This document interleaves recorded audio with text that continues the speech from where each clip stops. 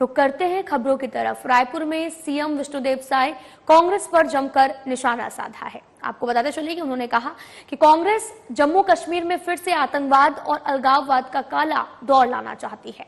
जम्मू कश्मीर विधानसभा में धारा 370 और 35A को फिर से लाने के नेशनल कॉन्फ्रेंस के प्रस्ताव का समर्थन कर कांग्रेस ने देश को तोड़ने का कुचक्र फिर से चल दिया है। मुख्यमंत्री विष्णुदेव साय ने कहा कि कल विधानसभा में जो भी कुछ हुआ वो पाकिस्तान और देश विरोधी लोगों को खुश करने के लिए किया गया, जम्मू कश्मीर की जनता को गुमराह करने के लिए किया गया है। सीएम विष्णुदेव साय ने कहा कि आज जो देश की एकता के लिए खड़े हैं, जम्मू कश्मीर वे विकास और शांति के पक्ष में खड़े हैं। उन्हें मार्शल के जरिए बेरहमी से जम्मू कश्मीर विधानसभा से बाहर निकाला जा रहा है। कांग्रेस, एनसी, पीडीपी ये सब जम्मू कश्मीर में फिर से आतंकवाद को लाना चाहते हैं।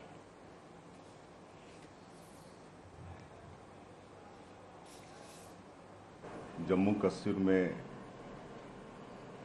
केंद्र द्वारा धारा 370 और 35A को हटाया गया है, तब से जम्मू कश्मीर में खुशहाली आई है, अमन चैन स्थापित हुआ है, वहाँ शांति आई है। और जम्मू कश्मीर में इसके बाद आतंकवाद की घटनाओं में 70% की कमी आई है, नागरिकों के मृत्यु में 80% की कमी आई है और विदेशी नागरिकों के पर्यटन में 300% का इजाफा हुआ है। जम्मू कश्मीर का बजट 70% बढ़ा है और आतंकवाद वहाँ पर मात्र 2-3 जिलों में सिमट कर रह गया है। वहाँ जो मतदान 5-7% होता था, आज बढ़कर 50% हो गया है। वहाँ पर G20 का भी बैठक सफलतापूर्वक, शांतिपूर्वक संपन्न हुआ। केंद्र शासन द्वारा 80,000 करोड़ का विशेष पैकेज जम्मू कश्मीर के लिए दिया गया और 56,000 करोड़ का निवेश वहाँ पर आया। ये सब केंद्र द्वारा वहाँ से धारा 370 और 35A हटाने के कारण हुआ, जो कांग्रेस को रास नहीं आ रही है। और कल जो विधानसभा में धारा 370 और 35A बहाली के पक्ष में जो प्रस्ताव लाया गया, ये बिल्कुल ही निंदनीय है। और जिस तरह से हमारे भाजपा के विधायकों को मार्शल के द्वारा विधानसभा से बाहर किया गया, ये लोकतंत्र की हत्या है और इसको इस देश की जनता कभी बर्दाश्त करने वाली नहीं है। कांग्रेस फिर से इस जम्मू कश्मीर में अशांति बहाल करना चाहती है, वो कभी अपने मंसूबे पर कामयाब नहीं होने वाली है। नगर निगम प्रवक्ता मृत्युंजय दुबे का बयान सामने आया, जिसमें उन्होंने कहा कि कांग्रेस मान चुकी है कि पिछले 5 सालों में रायपुर महापौर एजाज ढेबर का कार्यकाल असफल रहा है। उनके कार्यकाल में रायपुर में सिर्फ घोटाले, भ्रष्टाचार और हवाई योजनाएं ही बनी है। इसका असर रायपुर दक्षिण के चुनाव में भी दिखेगा और इसलिए उन्होंने महापौर एजाज ढेबर को रायपुर दक्षिण के चुनाव प्रचार से दूर रखा हुआ है, क्योंकि कांग्रेस जानती है कि ढेबर जी अब चुनाव के ढेबर जी जानते हैं कि अब जनता के बीच में जाने लायक बचे नहीं है, क्योंकि जनता के सवालों का उनके पास जवाब नहीं है। कांग्रेस पार्टी मान चुकी है कि रायपुर नगर निगम के महापौर एजाज ढेबर का कार्यकाल पिछले 5 वर्षों का शून्य रहा है, वह सफल रहे हैं विकास के मामले में। महापौर एजाज ढेबर का कार्यकाल घोटालों, भ्रष्टाचारों और हवाई योजनाएं बनाने में ही लगा रहा। उन्होंने कोई विकास कार्य नहीं करा पाया, इसलिए कांग्रेस पार्टी महापौर एजाज ढेबर को रायपुर दक्षिण उपचुनाव से अब तक अलग रखी है, क्योंकि कांग्रेस पार्टी जानती है कि जनता के सवालों का महापौर एजाज ढेबर के पास कोई जवाब नहीं है कि महापौर ने पिछले 5 साल में कांग्रेस के मुख्यमंत्री भूपेश बघेल के साथ मिलकर रायपुर शहर में क्या विकास कार्य करवाए हैं। जनता से वो मुंह छुपा रहे हैं। ढेबर जी, आप कब तक जनता से मुंह छुपाओगे? अभी तो दक्षिण उपचुनाव चल रहा है, आने वाले समय में दक्षिण उपचुनाव के बाद रायपुर नगर निगम का चुनाव होना है। जनता को 5 सालों का कांग्रेस पार्टी और कांग्रेस के महापौर को हिसाब देना होगा। एक भ्रष्टाचार घोटाले में डूबी कांग्रेस के महापौर एजाज ढेबर का कार्यकाल जनता भूली नहीं है। रायपुर शहर को गड्ढापुर बनाने वाले, रायपुर की जनता को प्यासा छोड़ने वाले, त्योहारों में, दिवाली में, दशहरा में, दुर्गा पूजा में, गणेश पूजा में आप रायपुर शहर को गड्ढापुर में बदले थे। इसका जवाब जनता को देना पड़ेगा। भारतीय सड़क कांग्रेस अधिवेशन रायपुर में 8 नवंबर से शुरू हो रहा है और भारतीय सड़क कांग्रेस का ये 83वां अधिवेशन है। यह अधिवेशन 8 नवंबर से शुरू होकर 11 नवंबर तक चलेगा। अधिवेशन में मुख्य अतिथि केंद्रीय सड़क और परिवहन मंत्री नितिन गडकरी होंगे और गडकरी कार्यक्रम में शामिल होने के लिए 8 नवंबर को रायपुर पहुंच रहे हैं। रायपुर में इस बात की जानकारी उप मुख्यमंत्री अरुण साव ने पत्रकार वार्ता के दौरान दी है। उन्होंने बताया कि इंडियन रोड कांग्रेस सड़क और सेतु निर्माण से संबंधी गाइडलाइंस निर्धारित करने का काम, स्टैंडर्ड निर्धारित करने का काम यानी कि मानक निर्धारित करने का काम देश के सर्वोच्च संस्था है। इंडियन रोड कांग्रेस की ओर से निर्धारित स्टैंडर्ड मापदंड के हिसाब से भी भारत सरकार और अन्य जो निर्माण एजेंसियां और सरकार है सब उस स्टैंडर्ड के हिसाब से काम करती है। इंडियन रोड कांग्रेस का अधिवेशन किसी न किसी राज्य में आयोजित होता है। हम सबका सौभाग्य है कि इस बार यह अधिवेशन आयोजित करने का अवसर छत्तीसगढ़ को मिला है। छत्तीसगढ़ के बहुत ऐतिहासिक और गौरव का वक्त है। इंडियन रोड कांग्रेस का 83वां अधिवेशन रायपुर के इस परिसर में प्रारंभ होने वाला है और इस पत्रकार वार्ता में मीडिया के सभी साथियों का हार्दिक अभिनंदन और स्वागत है। इंडियन रोड कांग्रेस सड़क और सेतु निर्माण से संबंधित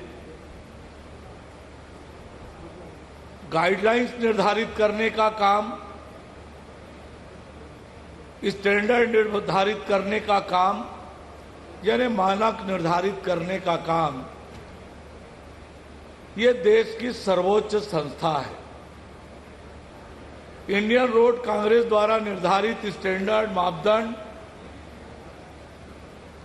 के हिसाब से भारत सरकार और अन्य जो निर्माण एजेंसियां हैं सरकारों की, वे सब उस स्टैंडर्ड के हिसाब से काम करती हैं और हर वर्ष इंडियन रोड कांग्रेस का अधिवेशन किसी न किसी राज्य में आयोजित होता है और हम सबका सौभाग्य है कि इस बार ये अधिवेशन आयोजित करने का अवसर छत्तीसगढ़ को मिला है। ये छत्तीसगढ़ के लिए बहुत ही ऐतिहासिक और गौरव करने वाला पल है जब देश के 2000 से अधिक इंजीनियर्स, विशेषज्ञ, वैज्ञानिक पूरे देश भर से यहां आने वाले हैं। टेक्निकल सेशंस होंगे और जो दुनिया में इनोवेशन हो रहे हैं रोड निर्माण को लेकर, रोड एक्सीडेंट को रोकने को लेकर, ब्रिज निर्माण को लेकर, उन सब की चर्चा यहां पर हम करने वाले हैं। क्योंकि इस आयोजन की जिम्मेदारी हमें मिली है और इसलिए ये आयोजन यादगार हो, अविस्मरणीय हो, इसके लिए अलग अलग प्रकार की समितियां हमने बनाई है। इतने लोगों की रुकने की व्यवस्था, आने जाने की व्यवस्था, सारी व्यवस्था हमारी लोक निर्माण विभाग की टीम बनी है और वो टीम की अलग अलग समितियां बनी हैं। सभी समितियों को अलग अलग काम दिया हुआ है। आवास के लिए अलग अलग स्थान पर व्यवस्था किया गया है और ताकि हमारे देश भर से जो अभियंता आने वाले हैं, विशेषज्ञ आने वाले हैं, वैज्ञानिक आने वाले हैं, उनको किसी तरह की दिक्कत ना हो और आए तो बहुत प्रसन्न होकर यहां से जाएं। ये व्यवस्था और इसकी तैयारी हम सब ने की है। जैसा कि आपको बताया गया है कि कल हमारे देश के सड़क एवं परिवहन मंत्री माननीय नितिन गडकरी जी इस अधिवेशन का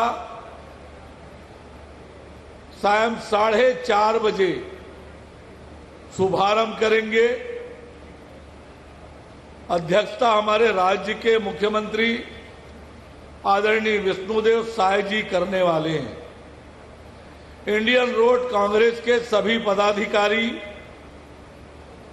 आए हुए हैं और उनके देख रेख में कल से यानी 8 से 11 तक ये अधिवेशन चलने वाला है। जिस परिसर में हम बैठे हैं ये अलग अलग कंपनियों के स्टॉल हैं, कुछ सरकारी विभागों के भी स्टॉल हैं जो सड़क निर्माण के क्षेत्र में, रोड सेफ्टी के क्षेत्र में, सेतु निर्माण के क्षेत्र में और निर्माण के अलग अलग विधाओं के लिए जो निर्माण करने वाली कंपनियां हैं, विश्व स्तर की कंपनियां हैं, वो सब अपने प्रोडक्ट लेकर यहां पर प्रदर्शनी लगाए हुए हैं। जब आप एक एक स्टॉल पर जाएंगे आपको लगेगा कि दुनिया में क्या इनोवेशन हो रहा है निर्माण के क्षेत्र में। मैंने भी अनेक स्टॉलों का भ्रमण किया है कि किस प्रकार से आज निर्माण के क्षेत्र में इनोवेशन हो रहा है, किस प्रकार से रोड एक्सीडेंट रोकने के लिए काम हो रहा है, किस प्रकार से ब्रिज निर्माण के लिए काम हो रहा है, कैसे हम सड़कों की गुणवत्ता की मापदंड कर सकते हैं। बहुत प्रकार के इनोवेशन के स्टॉल यहां पर लगे हुए हैं और हम सबको ये देखने और समझने को मिलेगा। तो निश्चित रूप से ये अधिवेशन निर्माण के क्षेत्र में एक मील का पत्थर साबित होने वाला है। और जब देश भर से लोग आ रहे हैं तो हमने कोशिश की है कि हमारी छत्तीसगढ़ की ताकत भी देश भर के लोग जाने, छत्तीसगढ़ के प्राकृतिक संसाधनों के बारे में जाने, छत्तीसगढ़ के धार्मिक पौराणिक विशेषताओं के बारे में जाने, उसकी भी तैयारी हमने की है। जो प्रतिनिधि आएंगे उनको हमारे ऐतिहासिक और पौराणिक स्थल, पर्यटन स्थल पर लेकर जाने की भी व्यवस्था हमने की है ताकि हमारी छत्तीसगढ़ की जो धरोहर है, ताकत है, ये देश भर के लोग देख सके, समझ सके।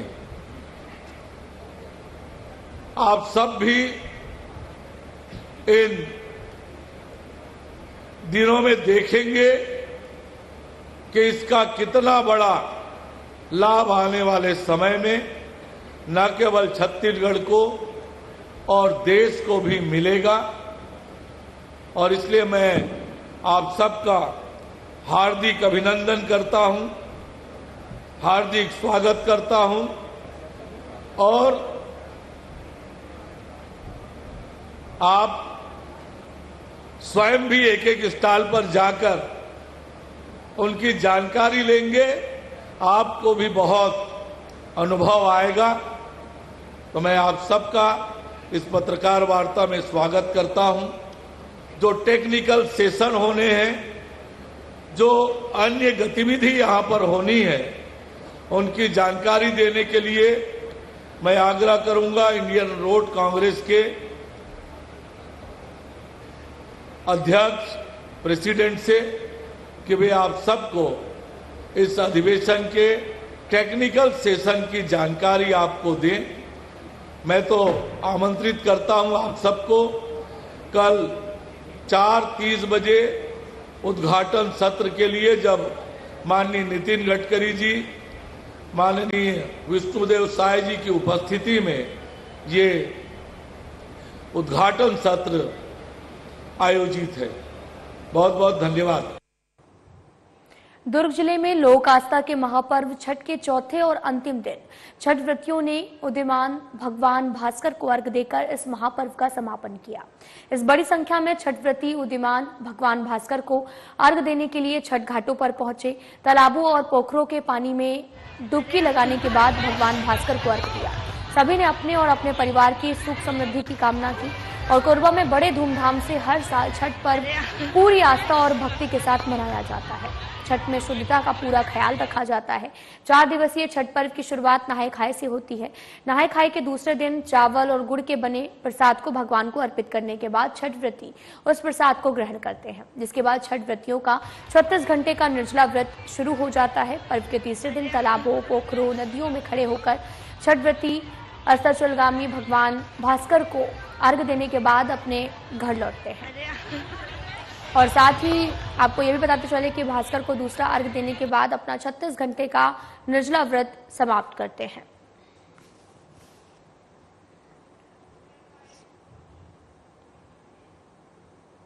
छत्तीसगढ़ में 14 तारीख से धान खरीदी होना है और सरकार की ओर से पूरी तैयारियां भी कर ली गई हैं, लेकिन धान उपार्जन समिति के कर्मचारी अनिश्चितकालीन हड़ताल पर बैठे हैं। साथ ही दुर्ग के 7 जिलों के 2058 धान खरीदी केंद्र के 2000 से ज्यादा कर्मचारी अपने 3 सूत्री मांगों को लेकर अनिश्चितकालीन हड़ताल पर बैठे हुए हैं। संघ का कहना है कि जब तक इनकी मांगे पूरी नहीं हो जाती हैं, तब तक हम यहां पर डटे रहेंगे। ऐसे में 14 तारीख से होने वाली धान खरीदी को लेकर सरकार के सामने चुनौती बनी हुई है। आज हमारा चौथा दिन का जो आंदोलन है, ये हमारा चौथा दिन है और हम लोग जो है धान की सुखद के लिए हम लोग यहाँ पे डटे हुए हैं। जब तक शासन सुखद नहीं देगी, जब तक हमको सुखद का पूरा भरपाई नहीं करेगी, हम लोग यहाँ से हटेंगे नहीं। और जब तक मांग पूरा नहीं होगा, तब तक हम यहाँ से बिल्कुल डटे रहेंगे। ये हमारी पहली मांग है। हमारी 3 सूत्री मांग है और ये 3 सूत्री मांग जो है, पहला है हमारा वेतन अनुदान का। वेतन अनुदान जो एमपी गवर्नमेंट हम बाकी जगह दे रही है, उसी तरह से छत्तीसगढ़ में भी सभी समिति को वेतन अनुदान दे, जिससे कि यहाँ के कर्मचारियों को नियमित वेतन मिल सके। उप मुख्यमंत्री अरुण साव का बयान सामने आया, जिसमें उन्होंने छत्तीसगढ़ में धर्मांतरण को लेकर अपनी प्रतिक्रिया दी है। कांग्रेस के बयान पर पलटवार करते हुए उन्होंने कहा कि कांग्रेस के लोग दोहरा चरित्र रखते हैं। एक तरफ कांग्रेस की सरकार थी, तब धर्मांतरण का खेल खेला जा रहा था। हमारी सरकार पूरी तरीके से धर्मांतरण का विरोध कर रही है। साथ ही आपको यह भी बताते चलें कि धर्मांतरण का जो मुद्दा है, वो छत्तीसगढ़ में एक बार फिर से तूल पकड़ने लगा है। कुछ दिनों पहले बागेश्वर धाम के पंडित धीरेन्द्र कृष्ण शास्त्री का छत्तीसगढ़ आगमन हुआ। उसके बाद छत्तीसगढ़ में धर्मांतरण विरोधी यात्रा करने की बात भी उन्होंने कही थी। का दोहरा चरित्र है। एक तरफ उनके शासित राज्यों में सरकार के संरक्षण में धर्मांतरण होता है। पिछले जब कांग्रेस की सरकार थी तो हमने देखा छत्तीसगढ़ में किस प्रकार से धर्मांतरण का खुला खेल चला, पर हमारी सरकार धर्मांतरण रोकने के लिए, अवैध धर्मांतरण रोकने के लिए पूरी तरह से प्रतिबद्ध है और उस दिशा में काम भी कर रही है। उप मुख्यमंत्री अरुण ने आपको बताते चले कि पूर्व राज्यसभा सांसद स्वर्गीय गोपाल व्यास के निधन पर शोक व्यक्त किया है। साथ ही उन्होंने कहा कि देश को बड़ी हानि हुई है। उन्होंने अपना संपूर्ण जीवन समाज को दिया था और जिन्होंने बीएसपी की नौकरी छोड़कर समाज के लिए अपना जीवन समर्पित कर दिया, ऐसे महान व्यक्तित्व का जाना छत्तीसगढ़ के लिए एक बड़ी हानि है। देश और समाज को बहुत बड़ी क्षति हुई है। राज्यसभा के सांसद रहे, राष्ट्रीय स्वयंसेवक संघ के प्रचारक रहे और जिन्होंने भिलाई स्टील प्लांट की नौकरी छोड़कर संपूर्ण जीवन समाज को अर्पित किया, ऐसे श्री गोपाल व्यास जी का आज निधन हुआ है। ये समाज के लिए, प्रदेश के लिए और देश के लिए अपूरणीय क्षति है। ऐसा अनोखा व्यक्तित्व जिन्होंने पूरा जीवन समाज को, देश को समर्पित किया और न केवल जीते जी संपूर्ण सब कुछ समाज के लिए समर्पित किया, वरन निधन के बाद भी जिन्होंने अपने देह को समाज को समर्पित किया। देश में ऐसा अनोखा व्यक्तित्व बिरले ही मिलते हैं।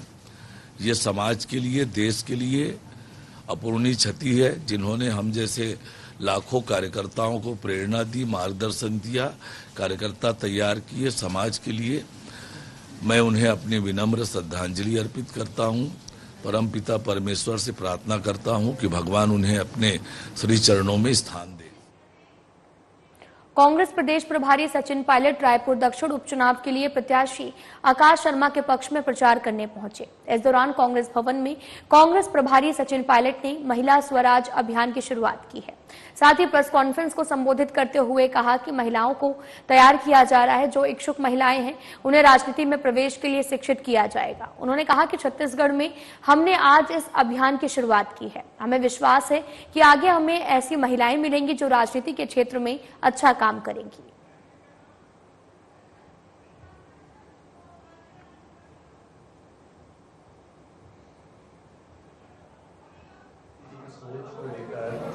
आने वाले भविष्य में महिलाओं को राजनीति में अग्रिम पंक्ति तक कैसे पहुंचाना है, इस विषय में गहन चिंतन करने के बाद ये अभियान महिला स्वराज के नाम से चालू किया है।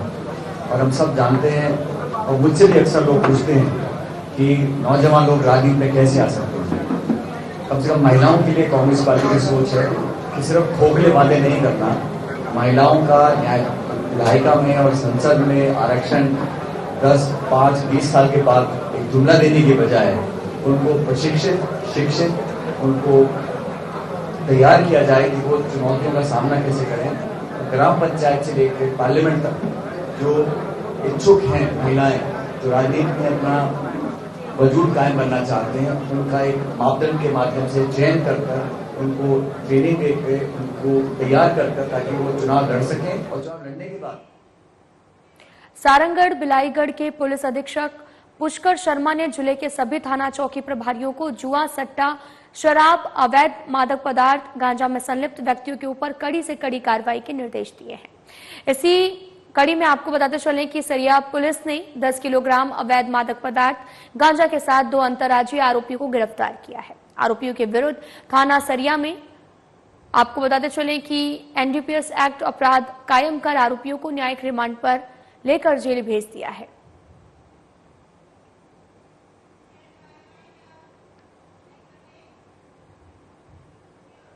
फिलहाल इस वीडियो में इतना ही। नमस्कार।